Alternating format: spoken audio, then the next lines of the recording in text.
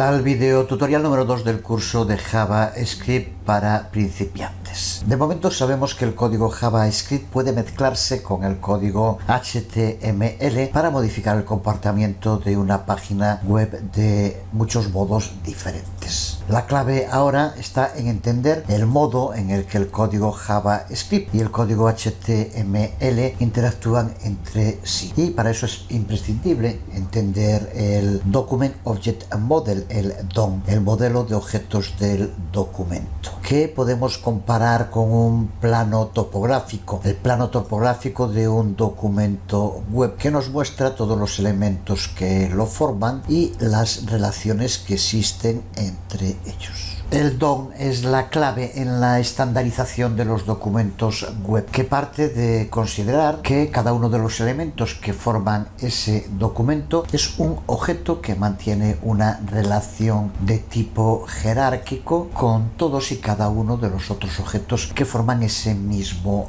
documento. Esa sistematización del contenido del documento es el que nos permite acceder a cualquier parte de la web de modo preciso e inequívoco. Los objetos tienen que ser únicos y perfectamente identificables. Cada vez que se le solicita al navegador que cargue una página web, un documento web, lo primero que hace es interpretar, analiza todo el código fuente que contiene la página HTML. Es lo que se denomina parse. En inglés, parsear se llama en ocasiones analizar la página web. Y como parte de este proceso de interpretación, el navegador crea un tipo de modelo interno que se basa en el estándar DOM y es el que refleja el contenido completo del documento. Pues es justo a este modelo interno al que se referirá el navegador cuando rendericemos la página que se mostrará en pantalla. Al tratarse de una estructura tan precisa, formada por objetos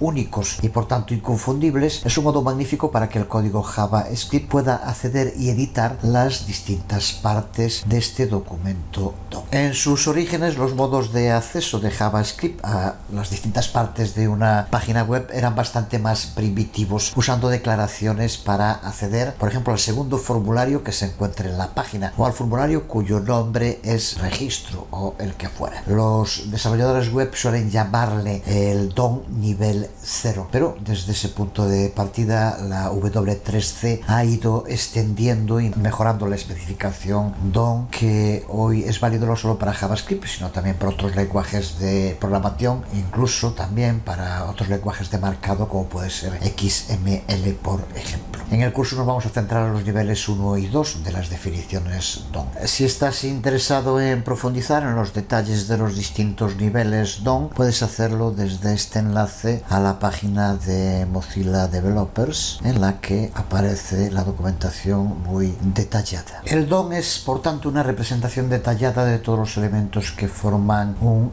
documento web, una representación interna que el navegador crea en memoria cada vez que carga una página. Ya dijimos también que el DOM tiene una estructura jerárquica lógica similar a un árbol de objetos padre e hijo interconectados entre sí. Estos objetos y sus interconexiones forman un modelo conceptual de la página web y del navegador que los contiene y muestra. Además, cada objeto tiene una lista de propiedades que lo describen y un número de métodos que podemos usar para manipular esas propiedades usando JavaScript. Justo en lo alto del árbol jerárquico está el objeto window del navegador. Este objeto es el padre de todos los demás, el antecesor que va a derivar de él todos los otros elementos que forman parte de la representación DOM de nuestra página. Este objeto window tiene varios objetos hijo, algunos de los cuales iremos viendo en un momento. El primero de esos objetos, y con el que más vamos a trabajar a lo largo del curso, es el objeto document.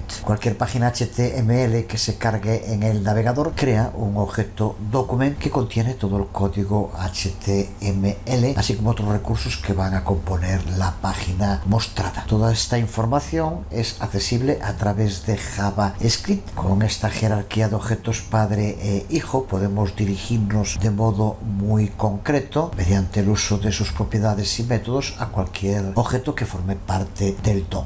Aquí vemos en pantalla la representación DOM de un documento web, de un documento HTML. Desde luego, el contenido de esos documentos varía dependiendo del código HTML que incluya cada uno. Pero como vemos, como decíamos, window es siempre el elemento original, el objeto original del DOM. Y dentro de los hijos directos de window tenemos document y algunos más. El objeto location, que contiene detalles de la URL de la página cargada. El objeto history, que contiene detalles de las páginas previamente visitadas por el navegador. O el objeto navigator, que almacena detalles del tipo del navegador, la versión y las capacidades. Veremos en detalle estos objetos cuando hablemos de los objetos DOM y los objetos preconstruidos, y los usaremos también en distintas partes del curso. Pero por ahora vamos a concentrarnos en el objeto documento.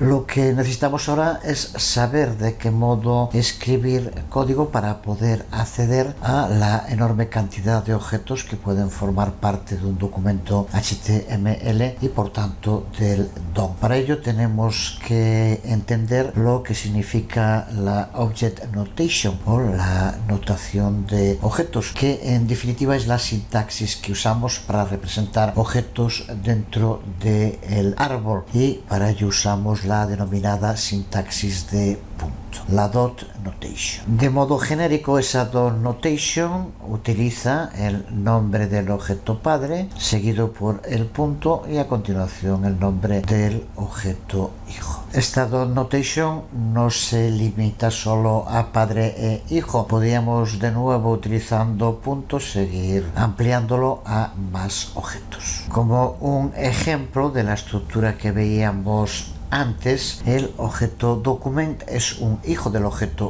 window, así que por lo tanto la dot notation en este caso sería window.doc. La sección body de una página HTML está representada en el DOM como un elemento hijo del objeto document, así que por lo tanto para acceder a él tendríamos que hacerlo con window.document.body. Y el último ítem en una secuencia de este tipo puede ser no un objeto, sino una propiedad o un objeto del método que lo precede. Así que, por ejemplo, de este modo estaríamos haciendo referencia a una propiedad del objeto 2 que es hijo del 1, o aquí a un método. Por ejemplo, supongamos que queremos acceder a la propiedad title del documento actual, que está especificado por los tags HTML, title de apertura y cierre. En este caso es una propiedad y, como ya seguro que sabes, tendrías que escribir window.document.title. Lo cierto es que cuando hablamos de Windows siempre nos referimos a la ventana del navegador actual que contiene el documento. Por lo tanto, aunque window.document funciona correctamente, podemos hacer un atajo y utilizar simplemente document sin necesidad de añadirle el window punto, y funcionará también bien. Así que aquí con document.body, por ejemplo, serviría.